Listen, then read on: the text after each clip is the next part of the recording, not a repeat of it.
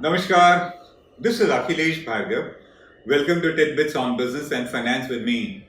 The income tax law and its administration and governance in India are dispute ridden. It's not just that the income tax law is complex or that there is immense corruption in the department, but let's also be fair.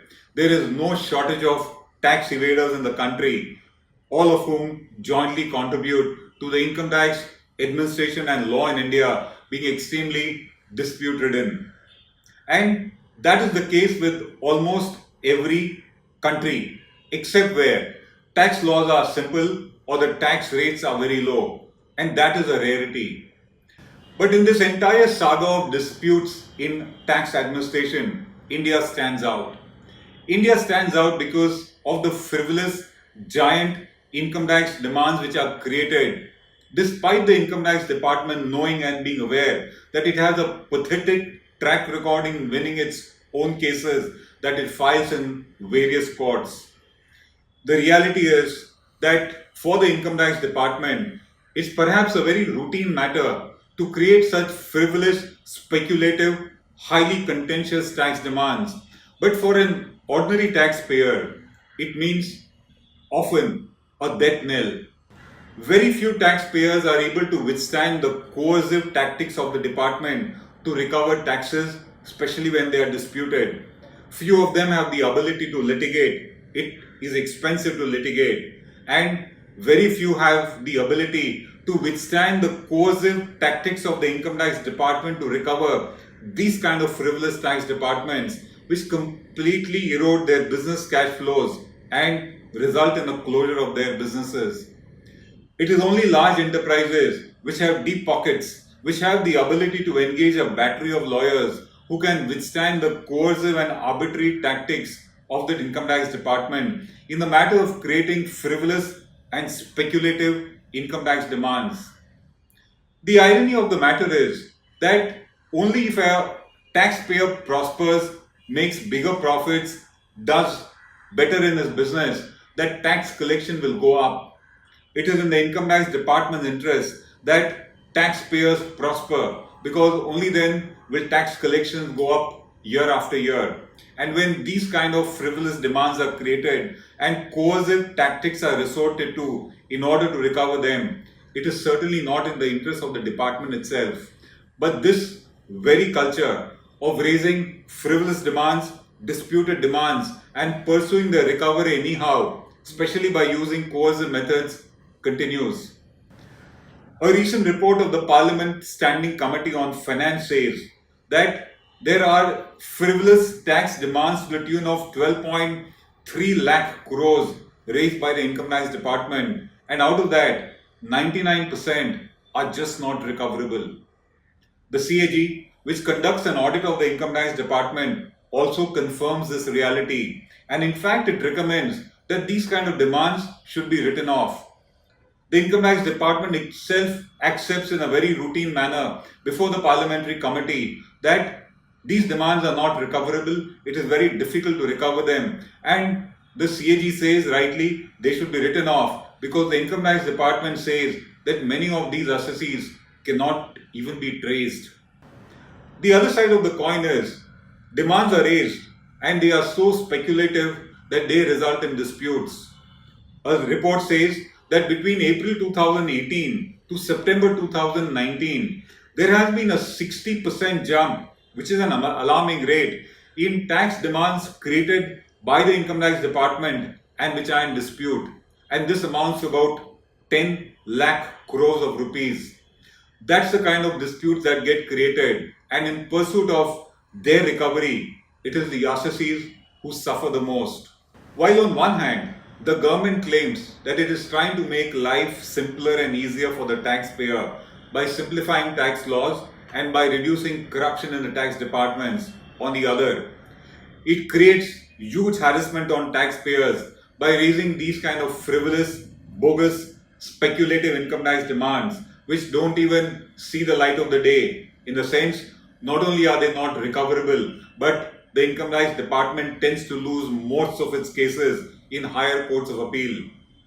The question that we have is, why does the department create these kind of demands knowing very well that it results in harassment of taxpayers, it results in closure of enterprises, and these kind of tax demands not only clog the functioning of the income tax department but also of courts and the judiciary. So why are these created, and why do these get created when the government likes to claim that it is trying to simplify life for the taxpayers?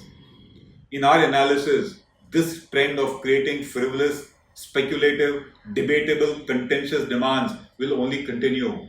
And why do we say so? The first reason, tax officers face huge pressures to meet their collection targets.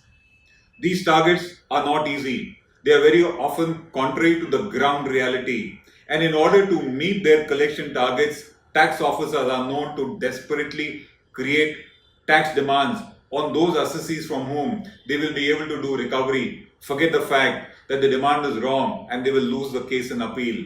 So the first reason is pressure on the officer to somehow meet his tax collection target means disputed demands do get created. The second is a lot of income tax returns today are processed on the computer systems of the income tax department. These systems tend to be faulty. Recently, we have seen that a lot of taxpayers have got demands from the income tax department because of a wrong assessment of their capital gains, and that was done by the computer systems of the tax department. These result in tax demands which are wrong, which are frivolous. They may finally get rectified and dropped, but at the source, they do get created. The third reason, faceless assessment. We are now heading to a generation of faceless assessments. It is said to be going to reduce corruption in the department. But if a taxpayer cannot meet his tax officer and explain his return, in that case, you will see a lot of orders being passed raising demands which were not correct or which could have been explained by the assessee to the officer and they did not get explained. So faceless assessment is also going to result in creation of a lot of tax demands. The next reason, complexities of the law continues. New and new rules and regulations keep coming, and with that, with those laws being difficult to interpret, ambiguous very often, and being interpreted in only a pro-revenue manner, you will see tax demands being created always. The next reason is an evergreen reason, corruption. Corruption remains, and as long as corruption is there, tax demands will be created which may be frivolous very often. Yet another reason is it is safe for income tax officers to make huge demands, to make huge additions to the total income of their assessees, and in doing so, they play safe. Nobody can charge them that they favored the assessee at the cost of the department when they make huge frivolous additions to the total income of an assessee, and that continues. It is safer for a tax officer to err on the side of the revenue, make wrong additions, create wrong demands, and play it safe, and that will continue. The other reason is there is no accountability really in the department. When a frivolous appeal is filed in a court and the court dismisses it, very often with scathing remarks against the income tax department, the officer concerned who said that such an appeal must be filed and authorizes is never really pulled up for why did you file such an appeal which resulted in harassment to the taxpayer and waste of national resources. As long as that doesn't happen, appeals will be filed, tax disputes and demands will be created. And finally, very often, refunds of taxpayers, legitimate refunds of taxpayers are withheld by creating tax demands, tax disputes which are not correct. It is because of this that we think these kind of tax demands which are frivolous, speculative, not correct will continue. And as long as these demands are created, the ease of doing business in India is eroded and domestic and foreign investors are bound to be not interested to invest in India, because who wants to invest money in India and suddenly face tax demands which perhaps can erode your entire capital that was put in. The government has a huge uphill task to remove this culture of creating frivolous, contentious tax demands, and if it doesn't, investment in the country will suffer. Low rates or no tax rates. Investments in the country will suffer. This is Akhilesh Bhargav signing off till we meet again. Namaskar.